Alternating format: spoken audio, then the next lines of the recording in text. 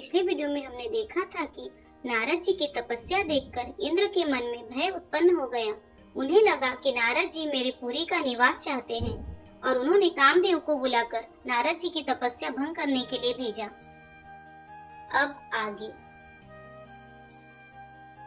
सुख हाड़ले भाग सट स्वान निरखी मृगराज चिरिले जनि जान जड़ तिमि सुरपति ही न लाज सियावर रामचंद्र की जय।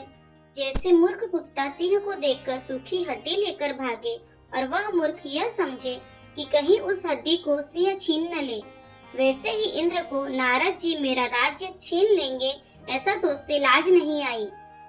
ते ही आश्रम ही मदन जब गयेयु निज माया बसंत निर्मयु कुसुमित बिबित बितप बहुरंगा कूचहि कोकिल गुंजहि भृंगा।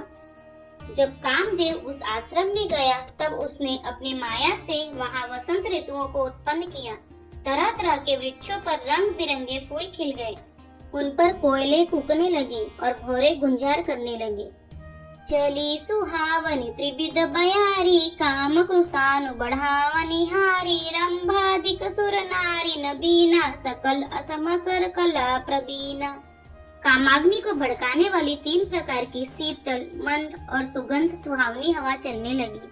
रंभा आदि 9 युवती देवांगनाएं जो सबकी सब काम कला में निपुण थी, करही गान बहुतान तरंगा बहुविधि कीड़हि प्राणी पतंगा देखि सहाय मदन हरसाना कीने सिपुनि प्रपंच विधि नाना। वे बहुत प्रकार की तानों की तरंग के साथ गाने लगी और हाथ में गेंद लेकर नाना प्रकार के खेल खेलने लगी। कामदेव अपने इन सहायकों को देखकर बहुत प्रसन्न हुआ और फिर उसने नाना प्रकार के माया जाल किए। काम कला कछु मुनि ही न व्यापी निज भय डरे मनोभव पापी सीम के चापी सकई को उतासु बड़ रखवार रमापति जासु। परंतु कामदेव की कोई भी कला मुनि पर असर न कर सकी। तब तो पापी कामदेव अपने ही नाश के भय से डर गया। लक्ष्मीपति भगवान जिसके बड़े रक्षक हो, भला उसकी सीमा को कोई दबा सकता है। सहित सहाय सभीत अति मानिहारी मन मैन गहे सी जाए मुनि चरण तब कही सुटी आरत बैन सियावर रामचंद्र की जय। तब अपने सहायकों समेत कामदेव ने बहुत डर कर और अपने मन में हार मानकर बहुत ही आर्त वचन कहते हुए मुनि के चरणों को जा पकड़ा। भयउ न नारद मन कछुरोसा कही प्रिय बचन काम परितोषा नाय चरण सिरु आय सुपाई गयउ मदन तब सहित सहाय। नारद जी के मन में कुछ भी क्रोध न आया। उन्होंने प्रिय वचन कहकर कामदेव का समाधान किया। तब मुनि के चरणों में सिर नवाकर और उनकी आज्ञा पाकर कामदेव अपने सहायकों सहित लौट गया। मुनि सुशीलता आपनि करनी सुरपति सभा जाय सब परनी सुरी सब के मन अचरजु आवा मुनि प्रशंसई हरि सिरुनावा। देवराज इंद्र की सभा में जाकर उसने मुनि की सुशीलता और अपनी करतूत सब कही, जिसे सुनकर सबके मन में आश्चर्य हुआ और उन्होंने मुनि की बड़ाई करके श्री हरि को सिर नवाया। तब नारद गवनी शिव पाही जीता काम अहमिति मन माई मार चरित शंकर ही सुनाए अति प्रिय जानी महेश सिखाए। तब नारद जी शिव जी के पास गए। उनके मन में इस बात का अहंकार हो गया कि हमने कामदेव को जीत लिया। उन्होंने कामदेव के चरित्र शिव जी को सुनाए और महादेव जी ने उन नारद जी को अत्यंत प्रिय जानकर इस प्रकार शिक्षा दी। बार बार बिनवौ मुनि तू ही जिमि यह कथा सुनाई मोहि तिमि जनि हरि सुनावौ कबहु चले प्रसंग दुरायौ तबहु।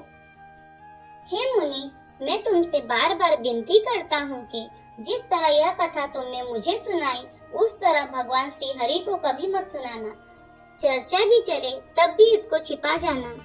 शंभु दीन उपदेश हित नहीं नारद ही सुहान भरद्वाज कौतुक सुनहु हरि इच्छा बलवान सियावर रामचंद्र की जय।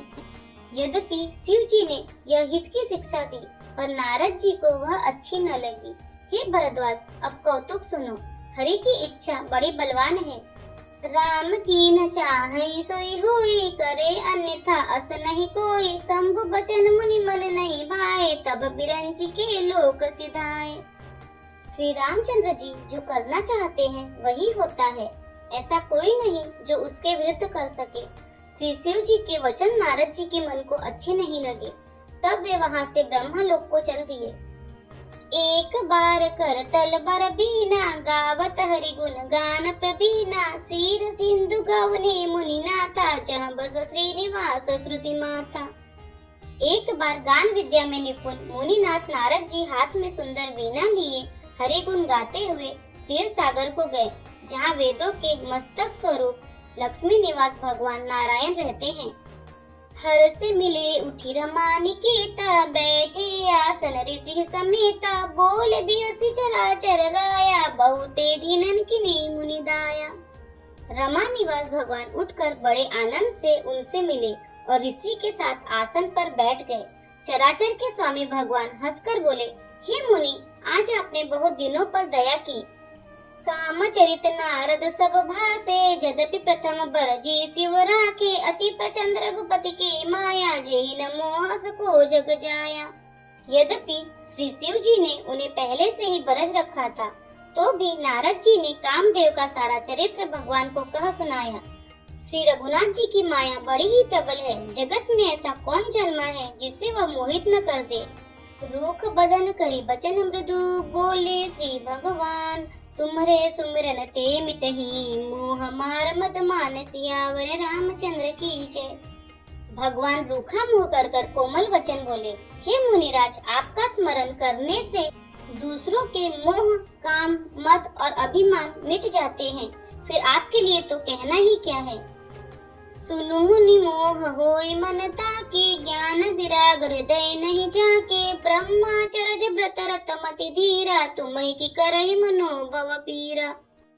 हे मुनि सुनिए, मोह तो उसके मन में होता है जिसके हृदय में ज्ञान वैराग्य नहीं है। आप तो ब्रह्मचर्य व्रत में तत्पर और बड़े धीर बुद्धि हैं, भला कहीं आपको भी कामदेव सता सकता है। नारद कहे सहित अभिमाना, कृपा तुम्हारी सकल भगवाना। करुणा निधि मन दीख विचारी, उर अंकुर गर्भ तरुवारी। नारद जी ने अभिमान के साथ कहा, भगवान, यह सब आपकी कृपा है। करुणा निधान भगवान ने मन में विचार कर देखा कि इनके मन में गर्भ के भारी वृक्ष का अंकुर पैदा हो गया है। बेगी सुमेदारी हम उखारी, पन हमार सेवक हितकारी। मुनि कर हित मम कौतुक होई, अवश्य उपाय कर मैं सोई। मैं उसे तुरंत ही उखाड़ फेंकूंगा, क्योंकि सेवकों का हित करना हमारा प्रण है। मैं अवश्य ही वह उपाय करूंगा जिससे मुनि का कल्याण और मेरा खेल हो। तब नारद हरिपद सिर नाई, चले हृदय अहमिति अधिकाई। श्रीपति निज माया तब प्रेरी, सुनो कठिन करनी तेहि केरी। तब नारद जी भगवान के चरणों में सिर नवाकर चले। उनके हृदय में अभिमान और भी बढ़ गया। तब लक्ष्मीपति भगवान ने अपनी माया को प्रेरित किया। अब उसकी कठिन करनी सुनो। बिरचिव मग महु नगर तेहि, सत जोजन विस्तार। श्रीनिवास पुरते अधिक रचना, विविध प्रकार। सियावर रामचंद्र की जय। उस हरिमाया ने रास्ते में 100 योजन का एक नगर रचा। उस नगर की भांति भांति की रचनाएं लक्ष्मी निवास भगवान विष्णु के नगर वैकुंठ से भी अधिक सुंदर थी। बसहि नगर सुंदर नर नारी, जनु बहु मन सीज रति तनुधारी। तेहि पुर बसई सील निधि राजा, अगणित है गए सेन समाजा। उस नगर में ऐसे सुंदर नर नारी बसते थे, मानो बहुत से कामदेव और उसकी स्त्री रति ही मनुष्य शरीर धारण किए हुए हो। उस नगर में सील निधि नाम का राजा रहता था, जिसके यहाँ असंख्य घोड़े, हाथी और सेना के समूह थे।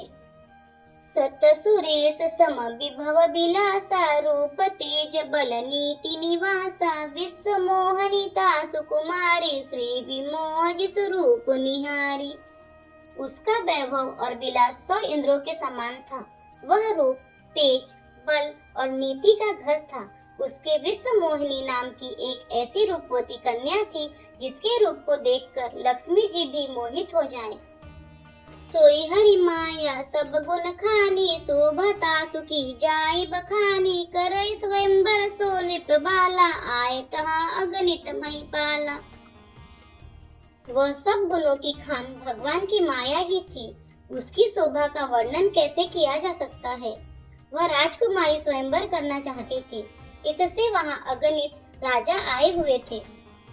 मुनि कौतुकी नगर ते ही गए, पुरबासी न सब पूछत भयउ, सुनि सब चरित भूप गृह आए, करी पूजा नृप मुनि बैठाए। खिलवाड़ी मुनि नारद जी उस नगर में गए और नगर वासियों से उन्होंने सब हाल पूछा। सब समाचार सुनकर वे राजा के महल में आए। राजा ने पूजा करके मुनि को आसन पर बैठाया। आनी देखाई नारद ही भूपति राजकुमारी, कहऊ नाथ गुण दोष सब एहि के हृदय विचारी, सियावर रामचंद्र की जय, पवन पुत्र हनुमान की जय, उमापति महादेव की जय, जय जय सब संतन की जय, जय जय सब भक्तन की जय। फिर राजा ने राजकुमारी को लाकर नारद जी को दिखलाया और पूछा कि हे नाथ, आप अपने हृदय में विचार कर इसके सब गुण दोष कहिए।